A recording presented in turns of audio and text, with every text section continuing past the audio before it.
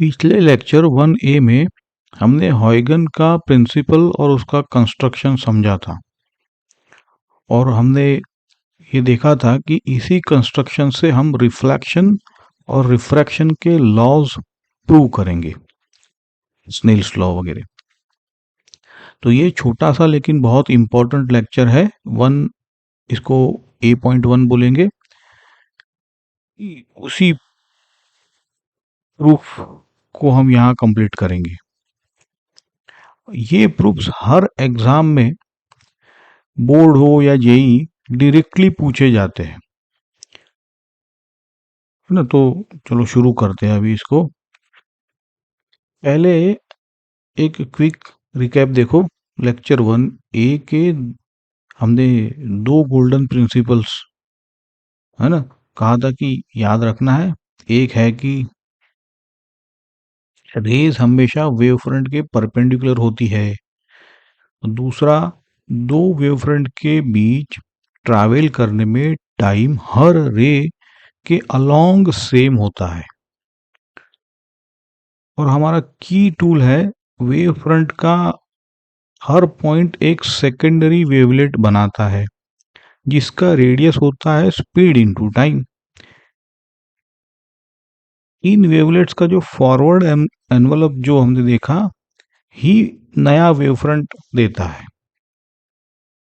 आज इन्हीं चीजों से हम 2 चीजें प्रूव करने वाले हैं। पहला है रिफ्लेक्शन का law, angle I equal to angle R, और दूसरा है रिफ्रैक्शन का लॉ यानी स्नेल्स लॉ, बिना किसी नए एजम्पशन के, सिर्फ और सिर्फ हॉयगन कंस्ट्रक्शन से। तो देखो, पहले रिफ्लेक्शन सेटअप समझते हैं। यहां पे एक प्लेन वेवफ्रंट, नाम देते हैं ए बी, वेवफ्रंट का नाम है, एक मीडियम में चल रहा है और एक रिफ्लेक्टिंग सरफेस यानी जो नीचे देखो मिरर MN बोल दो, इस पर आकर गिरता है। मीडियम में वेव की स्पीड है v और रिफ्लेक्शन में स्पीड चेंज नहीं होती क्योंकि मीडियम वही रहता है, उसी मीडियम में वेव वापस जाता है। अच्छा, इंसिडेंट रेज वेवफ्रंट AB के परपेंडिकुलर है कि नहीं। और ये जो एंगल बनाता है रे और नॉर्मल के बीच, यही हमारा इंसिडेंस एंगल आए है। This is clear. अब एक बात ध्यान से देखिए, पॉइंट ए मिरर को पहले टच करता है, लेकिन बी से आने वाली रे को अभी नीचे सरफेस तक पहुंचने में थोड़ा टाइम लगेगा। यही टाइम हमारे प्रूफ का बैकबोन है ना। अब कंस्ट्रक्शन करते हैं।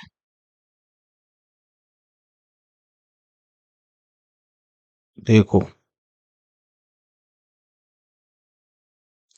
मान लीजिए बी से चली रे सरफेस को सी सी सी पॉइंट है ना, वहां पर, और टाइम टाउ में टच करती है ना। टाउ समझ लो। तो डिस्टेंस BC क्या हो जाएगा, V इंटू टाउ, है ना। ठीक है, ये तो आसान है। अब हॉयगन्स कहते हैं उतने ही टाइम टाउ में पॉइंट ए से एक सेकेंडरी वेवलेट निकला है ना, जो उसी मीडियम में उसी स्पीड V से फैल गया है। तो उसका रेडियस, है ना, उसको नाम देते हैं AE। वो भी V इंटू टाइम टाउ होगा। यानी देखिए, बहुत इंपॉर्टेंट बात है, AE इक्वल टू BC हो गया यहाँ पे। अब एक बात याद रखिए, जैसे A एक सेकेंडरी सोर्स बना, वैसे ही C भी एक सेकेंडरी सोर्स है, लेकिन C अभी इसी इंस्टेंट पर एमिट करना शुरू करता है। तो इस वक्त उसके वेवलेट का रेडियस 0 ही मान लो। इंस्टेंट पे शुरू हो रहा है वेवलेट एमिट करना, इंस्टेंट है उसी, तो 0। बीच के सारे पॉइंट्स के वेवलेट के रेडियस सारे बीच बीच के हैं। है ना। तो इन सब का जो फॉरवर्ड एनवेलप ही नया वेव फ्रंट है, हमारा डेफिनेशन है। इसलिए नया वेव फ्रंट सी से होकर गुजरता है लेटर से, और ए वाले बड़े वेवलेट को पॉइंट ई पर टेंजेंशियली टच करता है कि नहीं। सी से गुजरता है, सी से टेंजेंट ले लो, ई जो कि ए का वेवलेट है ना। तो वेवफ्रंट की डेफिनेशन के अकॉर्डिंग ए वाले वेवलेट पर सी से टेंजेंट खींचो जो उसे ई पर टच करती है, और यही लाइन सीई हमारा रिफ्लेक्टेड वेवफ्रंट है। और इस वेवफ्रंट के परपेंडिकुलर जो रिफ्लेक्टेड रे जाती है वो नॉर्मल के साथ एंगल बनाती है, वही एंगल रिफ्लेक्शन आर होता है। या दूसरा भी एक समझ लो, यहाँ पे रिफ्लेक्टेड वेवफ्रंट सीई जो है वो मिरर सरफेस के साथ जो एंगल बनाता है वो भी आर है। बस कंस्ट्रक्शन हो गया, अब सिर्फ ज्योमेट्री बची है। यहाँ पे एक ध्यान दो, रे नॉर्मल के साथ एंगल बनाता है जबकि वेव फ्रंट मिरर सरफेस के साथ। ठीक है ना। रे वर्टिकल के साथ, वेव फ्रंट हॉरिजॉन्टल के साथ एंगल बनाएगा। क्यों, वो आपको पता है। आगे बढ़ते हैं अभी। अब प्रूफ देखो यहाँ पे, और ये बहुत सिंपल और खूबसूरत है। दो राइट एंगल ट्रायंगल देखिए, ट्रायंगल एबीसी और ट्रायंगल सीईए।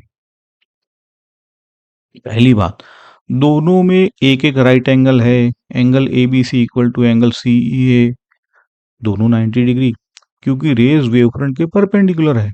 दूसरी बात, B C equal to A, दोनों वी इंटू टाउ, है ना, वही थे, याद है। तीसरी बात, ए सी दोनों ट्राइंगल्स का कॉमन साइड है, कॉमन हाइपोटेनियस। तो एक राइट साइड, एक इक्वल साइड और एक कॉमन हाइपोटेनियस, यानी आर एच एस कॉन्ग्रुएंस हुआ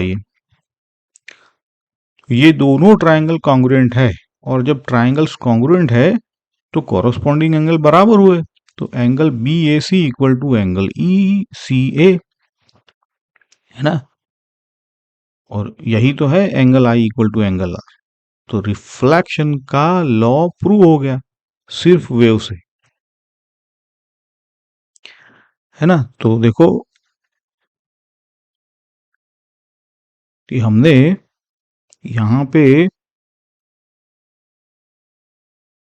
वेव थियरी से रिफ्लेक्शन के दोनों लॉज एस्टेब्लिश कर लिए हैं। देखा, पहला था angle of incidence equal to angle of reflection, I equal to are.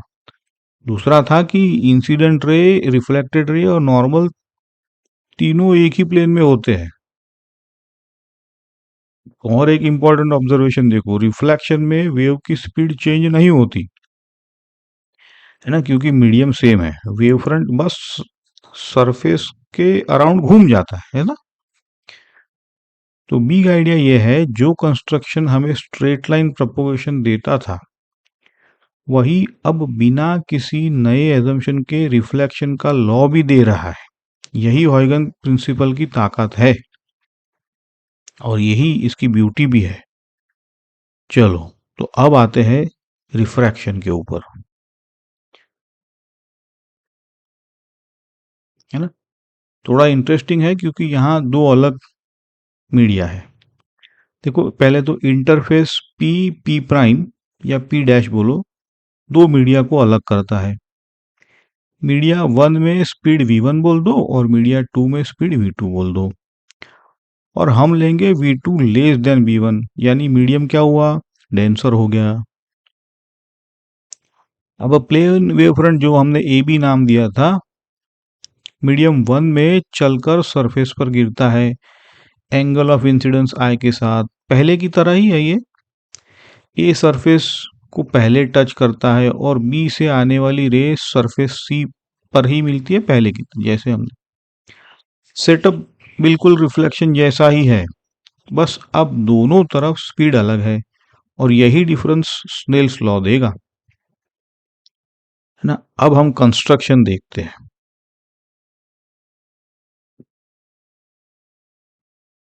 तो ये देखिए, बी से चली रे स्पीड v1 से अगेन टाइम टाउ में सी पर पहुंचती है। तो bc क्या हुआ पहले जैसा, equal to v1 into tau. ये डिस्टेंस मीडियम वन में तय हुआ। लेकिन अब ट्विस्ट है, उतने ही टाइम टाउ में ए से निकला हुआ वेवलेट मीडियम टू में गया, जहां वेव स्पीड v2 है। तो उसका radius A equal to v2 times tau हुआ। अब क्योंकि v2 v1 से छोटा है, इसलिए ए छोटा होगा bc से। ये देखिए डायग्राम में नीचे वाला आर्क छोटा है ना, और जैसे रिफ्लेक्शन में यहीं भी C एक सोर्स है जो अभी अभी एमिट करना शुरू करता है इंस्टेंट। उसके वेवलेट का रेडियस इस इंस्टेंट पर 0 मान लो। तो फॉरवर्ड एनवलप यानी नया वेवफ्रंट C से होकर गुजरता है और A वाले छोटे वेवलेट को E पर टेंजेंशियली टच करता है ना। इसीलिए C से छोटे वेवलेट पर टेंजेंट खींचो जो E पर टच करती है। लाइन CE ही हमारा रिफ्रैक्टेड वेव फ्रंट है, और इसके परपेंडिकुलर जो भी रे रिफ्रैक्टेड रे मीडियम टू में गिना जाएगा, और वो नॉर्मल के साथ एंगल बनाता है, और वही एंगल आपका रिफ्रैक्शन एंगल होगा। अब ध्यान दीजिए, क्योंकि ए छोटा है, वेव फ्रंट थोड़ा मुड़ गया, रे नॉर्मल की तरफ बेंड हो गई, बस यही रिफ्रैक्शन है ना। अब इसको प्रूव करते हैं। जैसे तो वही दो ट्राइंगल देखो, right triangles, common hypotenuse AC है। पहले ट्राइंगल से sine I equal to BC upon AC आएगा, देखो, और BC था V1 टाउ, तो sine I equal to V1 tau upon AC। दूसरे ट्राइंगल से sine R equal to AE upon AC, और AE था V2 टाउ, तो साइन आर होगा V2 टाउ अपॉन AC। अब दोनों को डिवाइड कर दीजिए, ऊपर नीचे AC कैंसल, टाउ भी कैंसल, तो बचता क्या है, sine I upon sine R equal to V1 upon V2। और ये एक कांस्टेंट है, यही तो स्नेल्स लॉ है ना, देखो। और ये कांस्टेंट हम कहते हैं मीडियम टू का refractive index with respect to medium one, है ना, और लिखते हैं N2 1। देखा, वही सिंपल ज्योमेट्री, लेकिन इस बार दो अलग स्पीड के कारण हमने स्नेल्स लॉ प्रूव कर दिया, अपने आप वो मिल जाता है, वही स्नेल्स लॉ होता है। अब V1 V2 है, अब इसको ना म्यू1 म्यू2 के टर्म्स में लिखते हैं। देखो, रिफ्रैक्टिव इंडेक्स की लैंग्वेज में, तो रिफ्रैक्टिव इंडेक्स की डेफिनेशन ले लो, N इक्वल टू C/V, यानी जितनी धीमी वेव उतना डेंसर मीडियम, है ना, तो उतना बड़ा N। तो V1 अपॉन V2 को हम लिख सकते हैं N2 अपॉन N1। सब्सटीट्यूट कीजिए, sine I upon sine R equal to V1 upon V2 equal to N2/N1।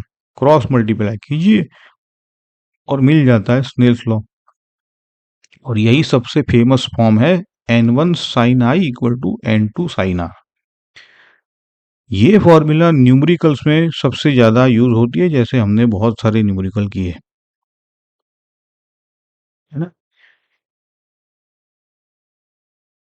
इससे रटने की जरूरत नहीं है। अब आप जानते हो कि ये कहाँ से आ रहा है।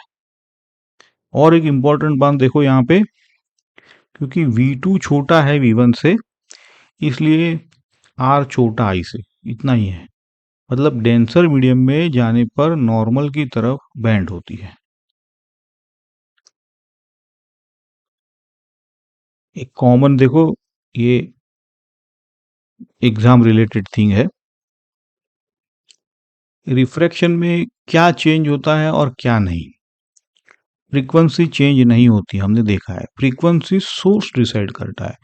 और इंटरफेस पर, मतलब इंटरफेस अगर हो गया आपका क्रॉस,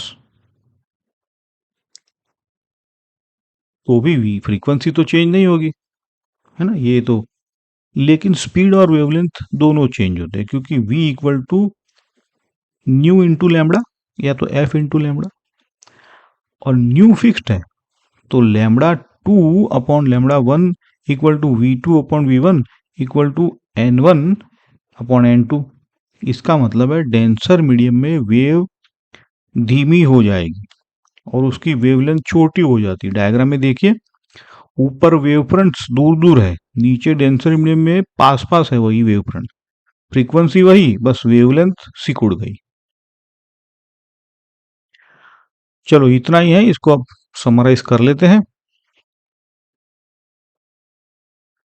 रिफ्लेक्शन में B C equal to A equal to V tau, triangles congruent हो जाते आर एच एस से, तो आई इक्वल टू आर निकला था। रिफ्रैक्शन में B C equal to V one tau, A equal to V two tau, common था A C, तो sine I upon sine R equal to V one by V two equal to N two by N one, और Snell's law है N one sine I equal to N two sine R, बहुत ही famous formulation है ये। Frequency fixed कर दो, denser medium में speed और वेवलेंथ दोनों सिकुड़ जाते हैं, कम हो जाते हैं। एक ही कंस्ट्रक्शन, दो बड़े लॉस, पार्टिकल वाला कोई अजम्पशन नहीं, सिर्फ वेव्स। यही वेव मॉडल की बड़ी जीत थी, है ना। जो न्यूटन का पार्टिकल मॉडल था, ये कभी प्रूव नहीं कर पाया इतनी खूबसूरती के साथ। और आगे इसी चैप्टर में जो डबल स्लिट एक्सपेरिमेंट है, उसने भी ये चीज प्रूव की। प्रैक्टिस के लिए आप जो diagrams P2, P3, P5, P6 खुद बना के देखिए, और lambda two upon lambda one वाला रिलेशन खुद डिराइव कीजिए। चलो, तो ये वो दो प्रूफ्स है जो लेक्चर 1A में हमने कहा था कि हॉयगन कंस्ट्रक्शन से होता है। अगर समझ में आया है तो लाइक करो, शेयर करो और सब्सक्राइब जरूर कीजिए। ओके, अब इसी प्रूफ और इसी अंडरस्टैंडिंग को लेक्चर 1B में और गहरा करेंगे।